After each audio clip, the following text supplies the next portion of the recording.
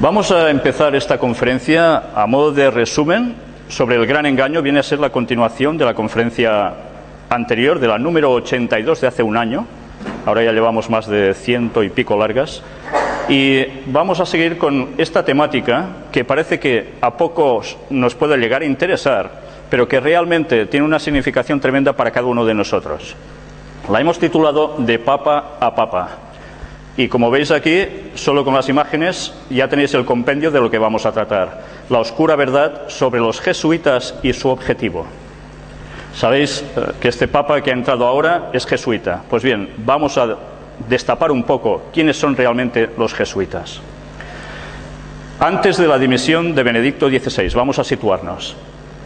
Los chinos reciben el año de la serpiente, un periodo que vaticina sabiduría y prudencia. Y diréis, ¿y esto qué tiene que ver? Pues bien, este periodo de la serpiente es el año que ellos esperan, donde pueden cambiar el curso de la historia. Esto lo esperan los chinos, las tradiciones orientales de las que tanto estamos recibiendo sus influjos y que también aceptados están siendo en Occidente actualmente. Pues bien, en este año hay personas de los chinos mismos que están declarando algo muy interesante. Dentro de sus augurios para el nuevo año, Zhang dijo que será un buen año para los negocios, las reparticiones y los asuntos políticos, ya que el único reptil del calendario chino es símbolo de buena fortuna y sabiduría. Esto es la serpiente para ellos. El año de la serpiente es idóneo para arrojar los viejos hábitos y pensamientos, dijo Zhang, sobre el futuro cambio de gobierno. Es el año para reinventarse. Las serpientes cambian de piel y los humanos también podemos hacerlo, resumió. Fijaos que estamos hablando de China, pero es que esto mismo es lo que ha sucedido en el Vaticano. También se han reinventado, se han mudado de piel. Lo han hecho o no con el cambio de papa. Vamos a verlo. Aquí tenéis, llega el año de la serpiente, que además es llamada también el pequeño dragón. Aquí lo tenéis, no son invenciones, y que además coinciden cada vez que sucede este año de la serpiente o del pequeño dragón en marcadas desgracias para la humanidad.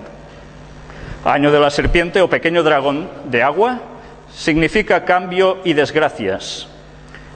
Pero también recordemos, y esto ya lo mostramos anteriormente, que hay un lugar donde describe qué es la serpiente o qué es el dragón, que es lo mismo. Y para eso deberíamos recurrir a textos muy antiguos, bíblicos, que son desechados por mucha gente, donde nos dice que es Satanás. A eso es lo que la cultura oriental le rinde tributo. Y que va asociado, cómo no, con el número 13, tal como demostramos en la conferencia anterior. Mirad qué texto tan curioso en Apocalipsis 12:9, donde dice: y fue lanzado fuera el gran dragón, la serpiente antigua, que se llama Diablo y Satanás, el cual engaña al mundo entero. Fue arrojado a la tierra y sus ángeles fueron arrojados con él. Y diréis, ¿y esto qué tiene que ver? Pues sencillamente, cuando sabemos descifrar lo que ponen estos enigmáticos textos, podemos entender el gran engaño que está montado para hacernos creer las cosas que realmente no son buenas como buenas. Aquí tenéis, el Papa saluda a China, precisamente, y Extremo Oriente por Año Nuevo Lunar. Y aquí él da ese reconocimiento hacia China, hacia los países del lejano Oriente, precisamente en este nuevo año lunar que comenzó el día 10 de febrero. La renuncia de Benedicto XVI viene prácticamente después de todo esto, y es el momento del cambio, de esa transmutación. Dice que renunció por falta de fuerzas. Nosotros en las conferencias demostramos que no es por eso. Hay muchos más factores detrás. El anuncio de la renuncia del Papa llegó completamente de sorpresa, pero para entender su lógica hay que considerar también la fecha del calendario. Atención a esto, no son casualidades el momento de su fecha. Hoy, efectivamente, para la Iglesia la fiesta litúrgica es el de la Virgen de Lourdes, en el aniversario de las apariciones marianas más célebres. ¿Y cuándo sucedió eso? Días 11 de febrero. Mirad qué extrañas casualidades, una vez más, vuelven a coincidir aquí.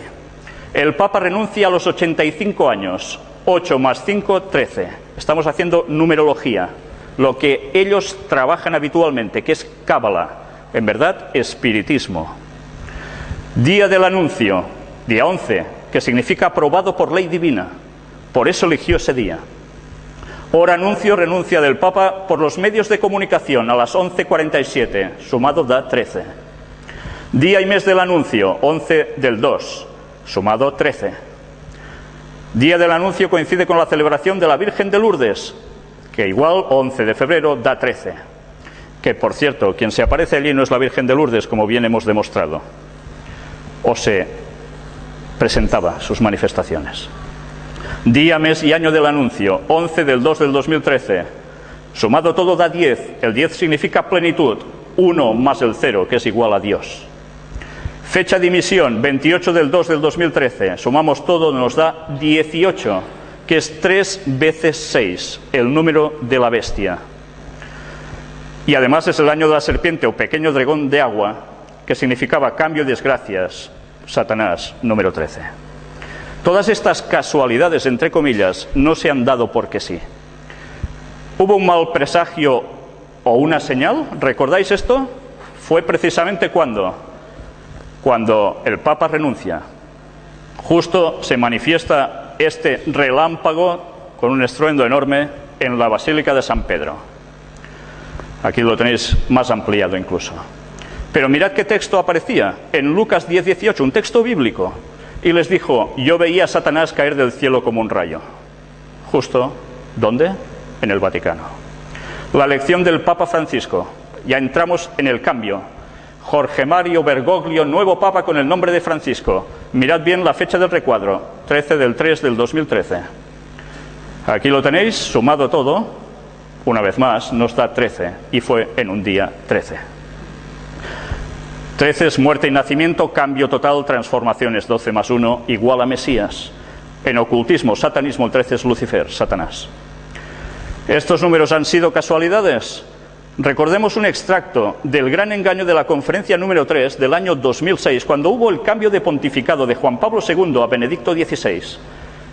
Esto fue en directo, lo grabamos en estos momentos, con este resumen de coincidencias que también todo daba 13. Aquí lo tenéis mejor ilustrado. Serán siempre casualidades, ¿verdad? Aún hubo más números cabalísticos. Hubo la fumata de fogueo. La elección del Papa sigue en el aire, decían. Y esos momentos claves, hubo 33 votaciones. 33 votaciones dicen que hubo hasta que salió elegido el nuevo pontífice. El 11 es aprobado por ley divina, el 3 significa la Trinidad. 11 más 11 más 11 da 33. Aprobado 3 veces por ley divina, por la Trinidad. Pero atención, no la Trinidad cristiana, sino la Trinidad pagana.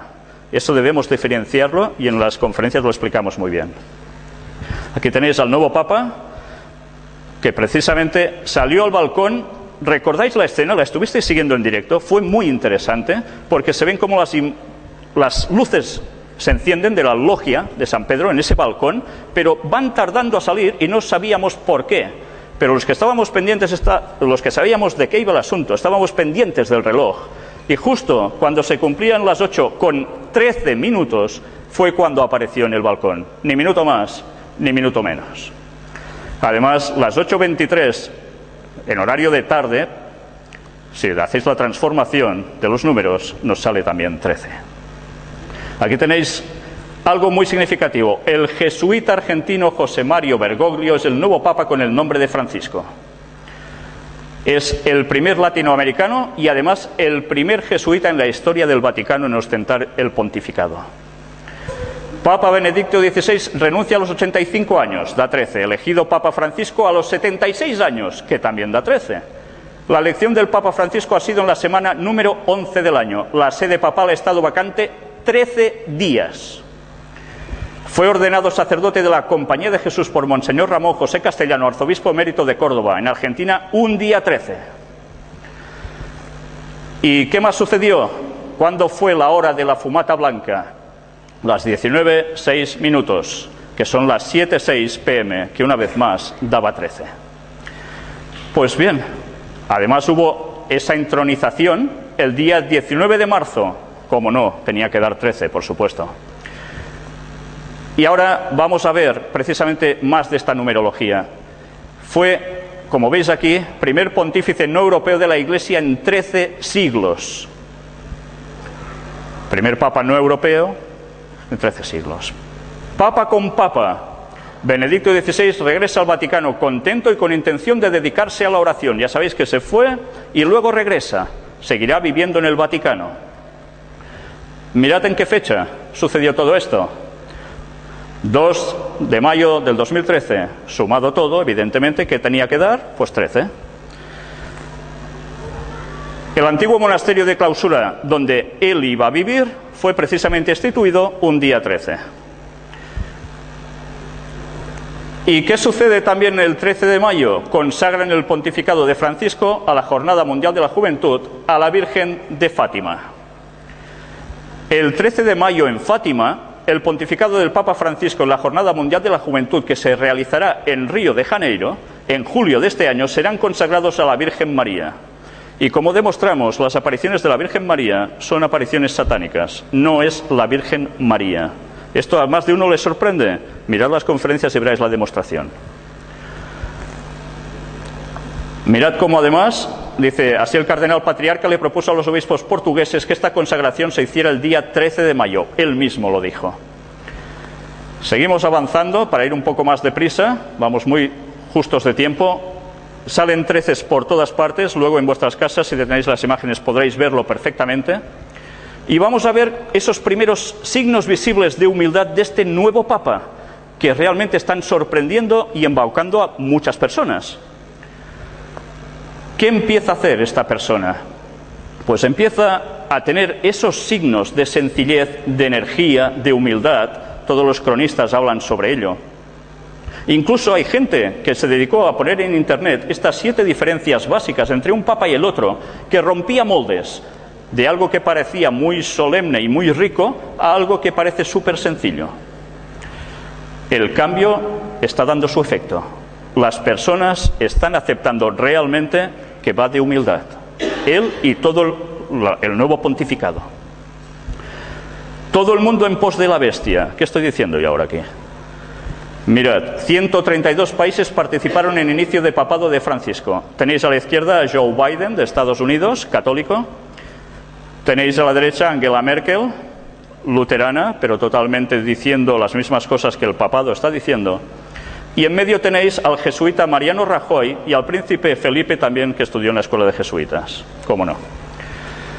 ¿De dónde estaba sacada la expresión bestia? Pues mirad, otra vez recurrimos a Apocalipsis, capítulo 13, versículos 3 y 4. Son profecías.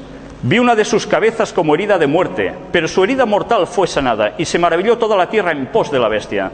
Os haré un poco de resumen. En 1798 la historia dijo que el general Berthier, por orden de Napoleón, cogió al Papa y lo encerró, y parecía que el Vaticano se acabó. Pocos meses después, esa herida mortal es sanada, y su auge vuelve a surgir cada vez con más fuerza. Hasta el punto que la profecía dice que toda la tierra irá en pos de la bestia. Y adoraron al dragón que había dado autoridad a la bestia. ¿El dragón quién es? Hemos visto, Satanás, ¿lo recordáis? Y adoraron a la bestia diciendo, ¿quién como la bestia y quién podrá luchar contra ella? Si tenéis dudas de esto, mirad las conferencias y veréis qué detalles impresionantes narra la historia al respecto. Totalmente no se puede llevar la contraria a lo que es historia y profecía. Mirad esta imagen, Papa Francisco con la cruz quebrada y su escudo papal. Mostramos que esta cruz quebrada es del siglo VI, ahora hablaremos de todo esto, y este es el escudo papal, con una insignia en medio muy interesante. Mirad que surge de este libro, de Piers Compton, un católico declarado, y nos narra de dónde surge la cruz partida. Este crucifijo torcido es un símbolo siniestro usado por los satanistas en el siglo VI, que había sido revivido para la época del Vaticano II. Esta era una cruz torcida o rota, en la cual se mostraba una figura repulsiva y distorsionada de Cristo, que los practicantes de la magia negra y brujos de la Edad Media habían usado para representar el término bíblico marca de la bestia. Así no solo Pablo VI, sino sus sucesores llevaron ese objeto y lo sostuvieron para que fuera reverenciado por las multitudes. Y las personas, cuando él pasa con este crucifijo, ¿qué hacen? Se postran. ¿Culto a quién? ¿A Dios? No, a Satanás. Los jesuitas mirad ahora un poco de historia. Fueron expulsados de muchas naciones. ¿Sabíais esto? Esto no nos lo enseñan en las escuelas normalmente, ni tampoco se nos dicen las razones. ¿Por qué? ¿Es porque eran tan buenos que, al ser tan buenos, sobraban allí? Podéis buscar en cualquier sitio un poco bien documentado sobre la expulsión de los jesuitas. Veréis que están expulsados prácticamente de un montón de países. Incluso desde España también fueron expulsados. Pero todo esto tiene una explicación. Y la iremos viendo ahora en breve. En España la Compañía de Jesús quedó en situación de ilegalidad como consecuencia de la aplicación del artículo 26 de la Constitución de la Segunda República Española de 1931. Atención al año, relativo al cuarto voto de obediencia al Papa. Ahora veremos qué es el cuarto voto de obediencia al Papa. En 1931 son expulsados. ¿Qué sucede pocos años después en España? ¿Lo recordáis? La Guerra Civil Española. ¿Qué ha sucedido después de cada país donde han sido expulsados los jesuitas? Una guerra. Y ellos, al cabo de nada, vuelven otra vez allí. Estad atentos a Corea, porque en Corea sucedió lo mismo. Y aquí tenéis el Papa Negro, que es Adolfo Nicolás, el general superior de los jesuitas. Sabéis que ellos funcionan como una orden militar. Y a la derecha el Papa Blanco. ¿Quién manda en verdad? ¿El Papa Blanco o el Papa Negro? El Papa Negro es el general de la orden, el otro no. Y ahora vamos a ver el juramento de los jesuitas, y que es la verdadera causa de su expulsión. Lo que vais a ver ahora está extraído de las palabras de Alberto Rivera, un ex jesuita que, por decir lo que dijo, le costó el envenenamiento y su muerte. Estad atentos a lo que ahora vais a ver. El lado oculto de los jesuitas, su juramento extremo. ¿Veis su insignia?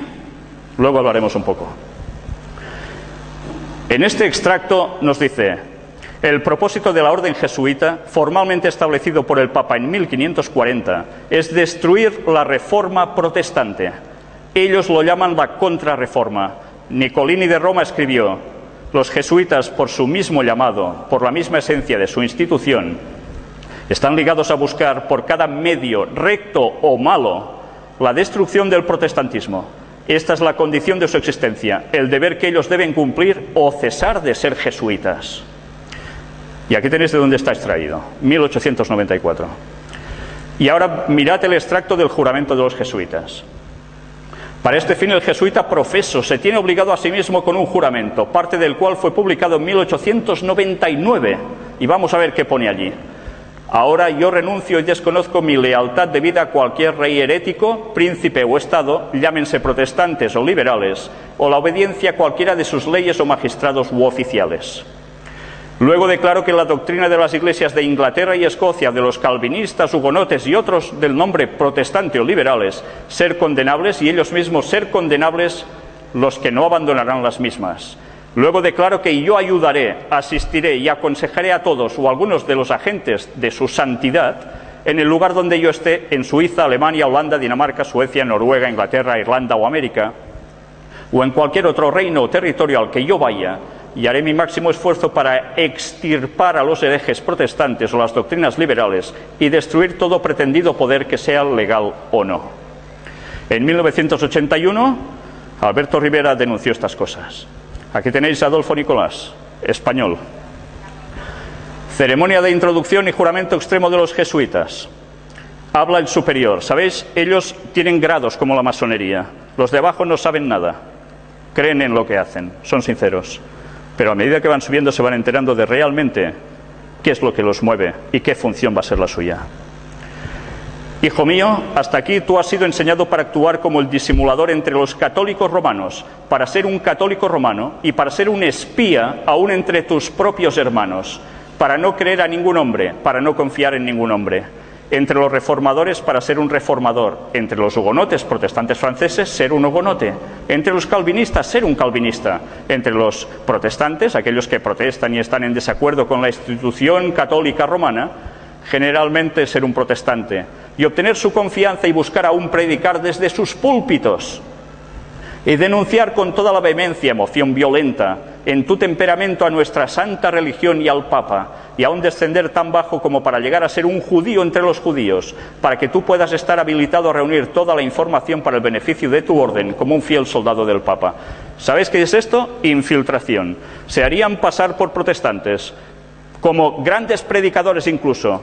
Se pondrían también, no solo esto, porque hay más, en política, para llevar al pueblo al objetivo que ellos pretenden, la sumisión al Vaticano.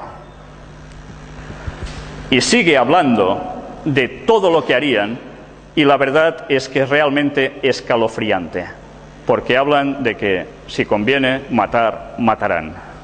Casi nada. Todo esto lo podréis ver en detenimiento en vuestras casas.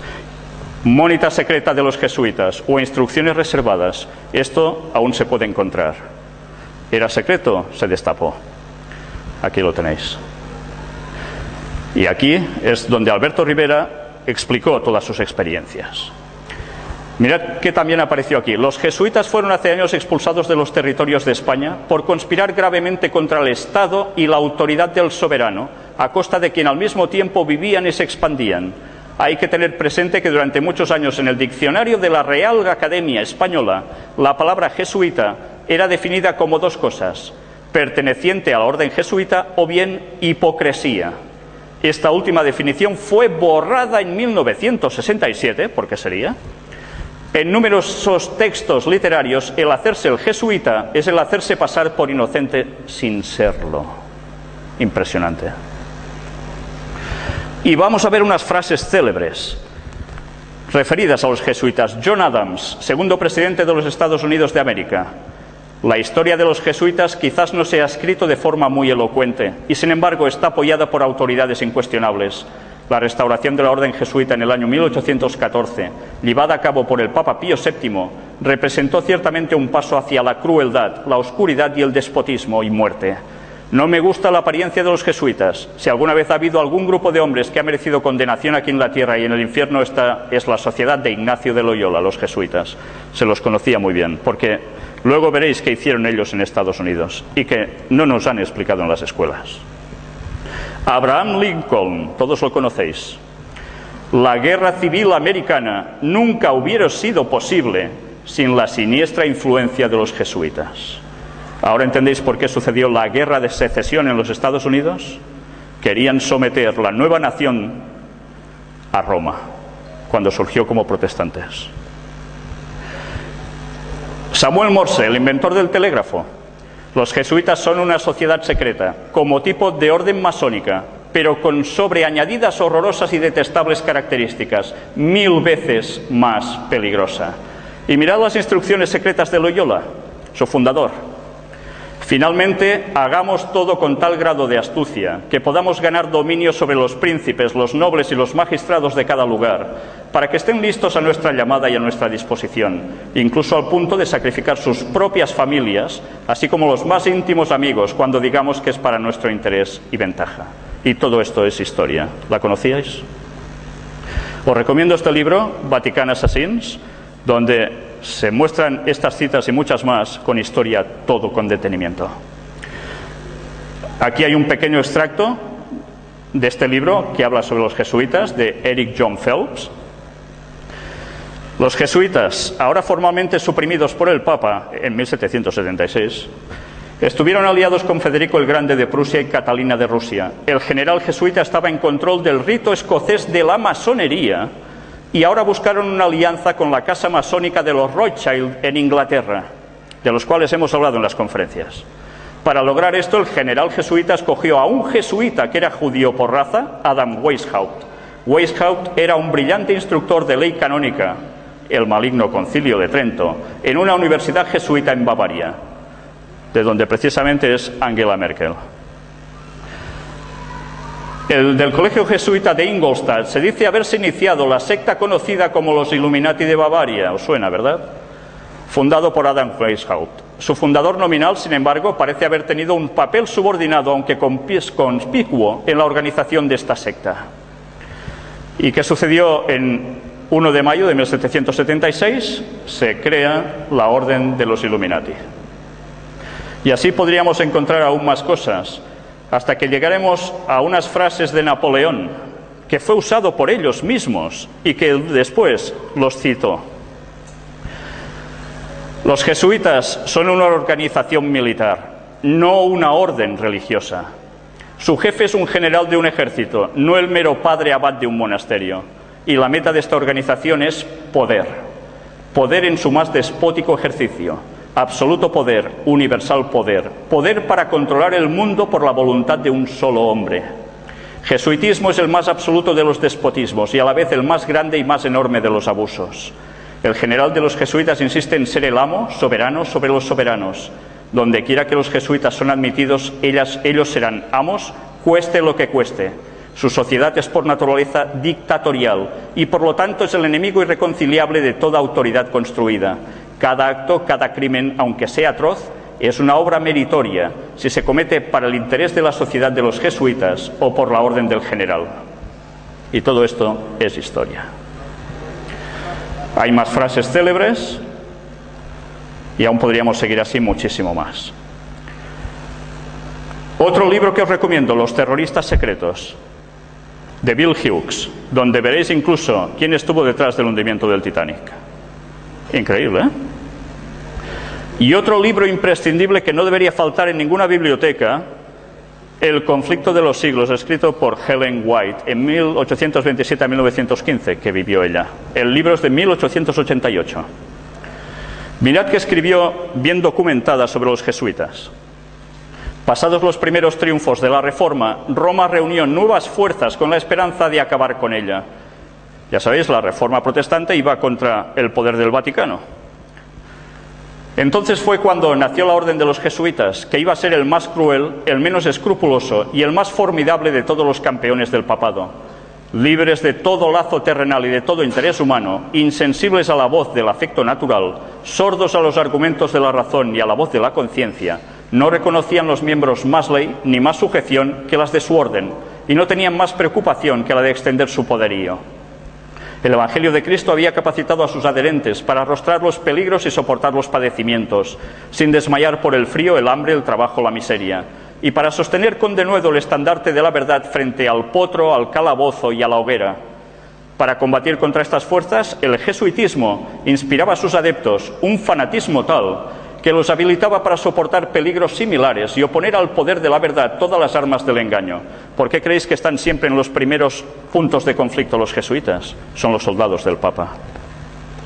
Para ellos ningún crimen era demasiado grande, ninguna mentira demasiado vil, ningún disfraz demasiado difícil de llevar. Ligados por votos de pobreza y de humildad perpetuas, ¿os suena de algo esto?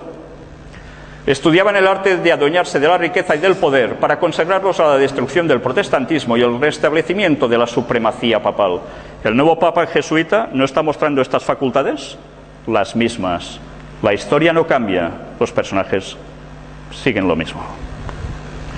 Al darse a conocer como miembros de la orden, se presentaban con cierto aire de santidad, visitando las cárceles, atendiendo a los enfermos, os suena, ¿verdad?, y a los pobres, haciendo profesión de haber renunciado al mundo y llevando el sagrado nombre de Jesús, de aquel que anduvo haciendo bienes.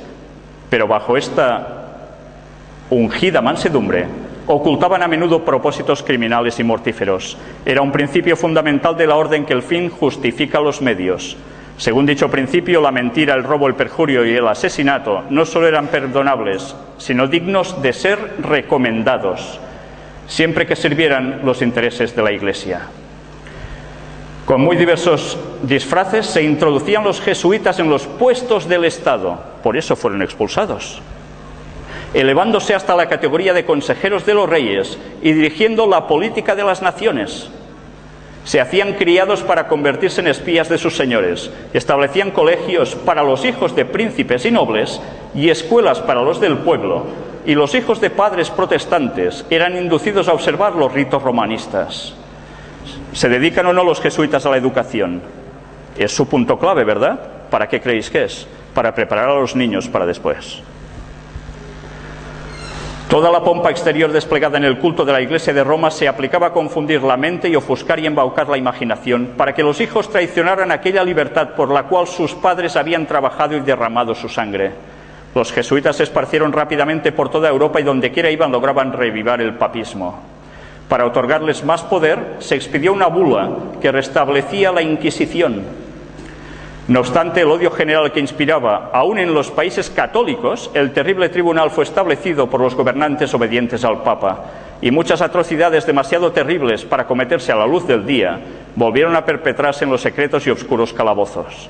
En muchos países, miles y miles de representantes de la flor y nata de la nación, de los más puros y nobles, de los más inteligentes y cultos, de los pastores más piadosos y abnegados, de los ciudadanos más patriotas e industriosos, de los más brillantes literatos, de los artistas de más talento y de los artesanos más expertos, fueron asesinados o se vieron obligados a huir a otras tierras.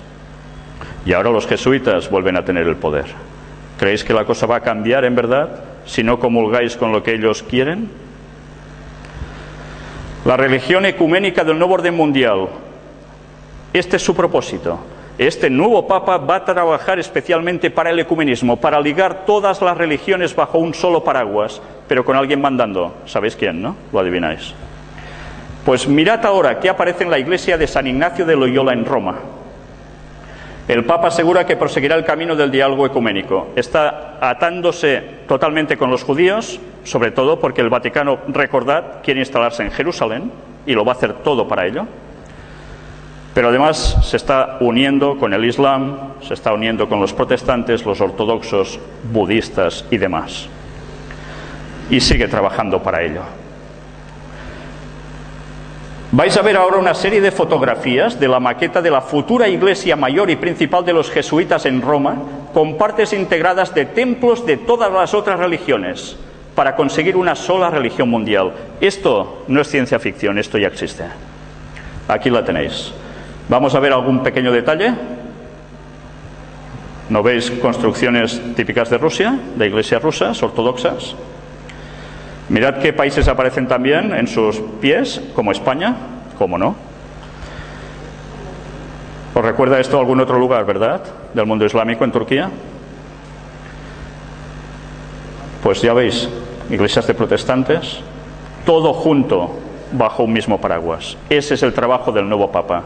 Aparentando bondad increíble, haciendo el bien y ayudando a la población, se los va a ganar. La crisis irá más. Ellos son los que a través de Cáritas van a dar de comer al pueblo, a mucho pueblo. ¿Morderéis la mano que os da de comer o pasaréis por sus leyes? Pues eso es lo que están buscando. Y mirad qué sorpresa, el origen del Reiki. ¿De dónde procede? En este libro está muy bien documentado el origen del Reiki. De Japón, sí. ¿Pero de quién? De los jesuitas. Trabajaron especialmente con espiritismo, haciéndolo pasar por influencias de energía cósmica que penetran en nosotros y que damos a los demás. En verdad es espiritismo, es satanismo. Y hay mucha gente que lo hace de todo corazón y no sabe lo que están haciendo realmente. Pues este es el origen, en verdad, de jesuitas. Casi nada. Por tanto, si queréis información, mirad todo el apartado en las conferencias sobre puertas dimensionales, donde veréis qué cantidad de distintas materias se están utilizando para llevar a la gente a todo esto a través del movimiento de la nueva era, y no nos estamos ni enterando. Pero claro, decir estas cosas sé que no gustan, pero hay que decirlas. Y vamos a terminar con algo muy interesante. Iglesia del Jesús y San Ignacio de Loyola. Esta es la iglesia que está en Roma, la sede era de los jesuitas, y mirad la gran bondad en la que se muestra San Ignacio de Loyola, su máximo. Aquí lo tenéis. Esto es en el pórtico, en la entrada, una mano extendida con cabeza mística, mirando arriba, pero que está pisando el suelo, con un pie sí, pero con el otro está pisando la cabeza de un protestante. Y después nos hablan de ejercicios espirituales para crecer y acercarse a Dios.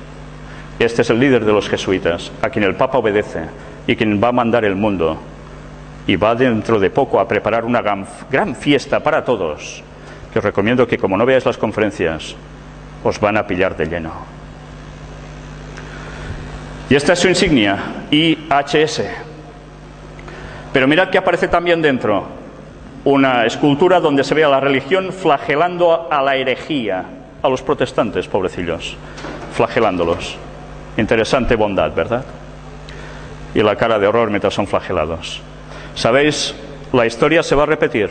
Sed conscientes de lo que ahora estáis oyendo, porque dentro de pocos años estas escenas volverán. Porque ellos están detrás de la Unión Europea, están detrás de muchos de los gobiernos actualmente, trabajando a través de las sociedades secretas, para llevar el mundo al nuevo orden mundial. ¿Por qué están saliendo los casos de corrupción ahora por todas partes? Para que la gente vea que por la política no se solucionan las cosas. Hace falta un líder de la moral. Y mirad las frases de todos los primeros presidentes de cada nación. ¿Quién están haciendo referencia que es el líder de la moral? El Papa. Trabajan para él. Ahora entenderéis por qué las cosas van por el camino que van. Y por qué todos estos casos se están saliendo precisamente ahora, cuando toda la vida ha sucedido lo mismo. Y mirad el emblema de los jesuitas. Fijaos bien en los detalles. ¿Veis un sol, como la bandera argentina, que fue hecho por los masones precisamente? ¿Por qué será ese paralelismo? ¿Veis algo debajo de las tres letras? ¿Veis tres clavos? Mirad, sacado de la Universidad de Navarra, extraído de allí, la historia de la Universidad de Navarra, que fue de dónde procede, pues del Opus Dei. Mirad qué explicación dan, tan interesante, que nos va a servir como guinda del pastel. Ellos hablan de los signos gráficos de escritura, y mirad que aparece en el alfabeto hebreo. ¿Veis la letra de la izquierda? Es la sexta letra del alfabeto, se llama Vav. La palabra Vav significa clavo. Se le adjudica el valor numérico 6. Sabéis que en hebreo las palabras tienen un componente sumado de números y un significado. Al clavo le dan el número 6. ¿Entendéis esto? Pues mirad ahora. El emblema de los jesuitas en verdad es 666. ¿Y qué es esto? Mirad otra vez más la profecía de Apocalipsis. Ese libro que la gente dice no se puede entender, son tonterías. Pues mirad qué pone allí. Capítulo 13, versículos del 14 al 18. Y engaña a los moradores de la tierra con las señales que se le ha permitido hacer en presencia de la bestia, mandando a los moradores de la tierra que le hagan imagen a la bestia que tiene la herida de espada y vivió. ¿Sabéis? Aquí está hablando de Estados Unidos. Es una segunda bestia que le dará el poder al Vaticano. Sed conscientes de esto. Obama es un jesuita, lo han subido los jesuitas, es un masón de grado 32, no sé si ha llegado al 33 o lo ha superado, pero están trabajando todos para el Vaticano. Y se le permitió infundir aliento a la imagen de la bestia, para que la imagen hablase y hiciese matar a todo el que no la adorase. Y hacía que a todos, pequeños y grandes, ricos y pobres, libres y esclavos, se les pusiese una marca en la mano derecha o en la frente. De esto hablamos también en la conferencia anterior. Van a hacer que todo el mundo vuelva a observar el domingo como día de reposo, el día de adoración al sol pagano, el día de adoración a Satanás. No es el día del Señor. Si miráis en las Biblias pone que el día de descanso es el sábado, no el domingo. Tened esto presente, porque ya han manipulado hasta los diccionarios o las enciclopedias a partir de 1990 para demostrar, que ya no puedas demostrar, que el sábado es el séptimo día y el domingo el primer día de la semana. Y mirad cómo termina diciendo, y que ninguno pudiese comprar ni vender sino el que tuviese la marca o el nombre de la bestia o el número de su nombre. Aquí hay sabiduría. El que tiene entendimiento, cuente el número de la bestia, pues es número de hombre, y su número es 666. En el conflicto de los siglos vuelve a aparecer esto. Y téngase presente que Roma se jacta de no variar jamás.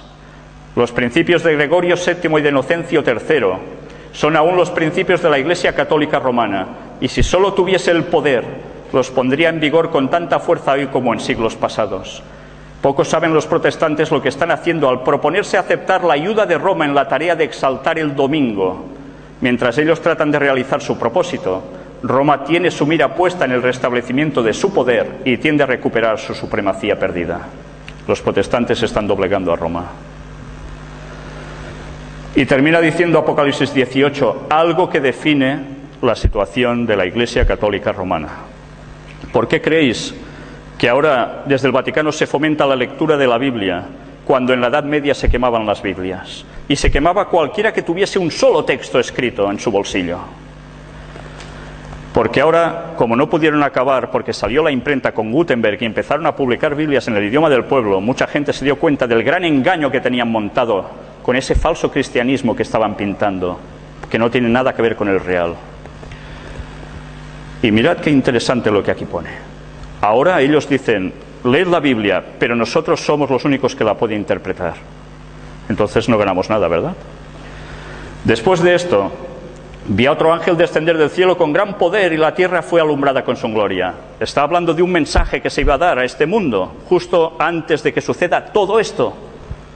Y clamó con voz potente diciendo, ha caído la gran Babilonia, y se ha hecho habitación de demonios y guarida de todo espíritu inmundo y albergue de toda ave inmunda y aborrecible. Babilonia, cuando se escribió este texto, ya no existía. Hacía siglos que había desaparecido. ¿A quién hacía referencia? Porque todas las naciones han bebido del vino del furor de su fornicación, y los reyes de la tierra han fornicado con ella, y los mercaderes de la tierra se han enriquecido de la potencia de sus deleites. ¿Sabéis? Esto se aplica perfectamente a Roma. Ellos están detrás de las grandes transacciones comerciales que, trabajando con la masonería, están creando grandes monopolios y que mueven el petróleo mundial. Yo os lo digo por contactos personales que tengo, que dejan muy claro que esto no son bromas. ¿Y quién decide quién explota el petróleo? Ellos son. Y parece que no tengan nada que ver, ¿verdad?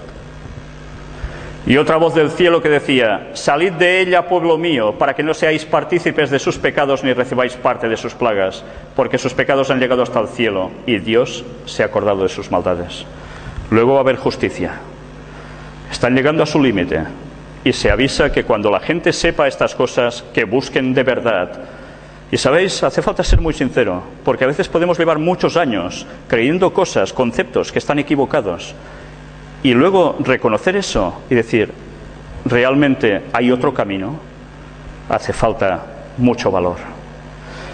Pues bien, toda la información de todo lo que hoy he intentado condensar aquí, con todas las pruebas, la vais a encontrar precisamente en esta página donde encontráis las conferencias del Gran Engaño.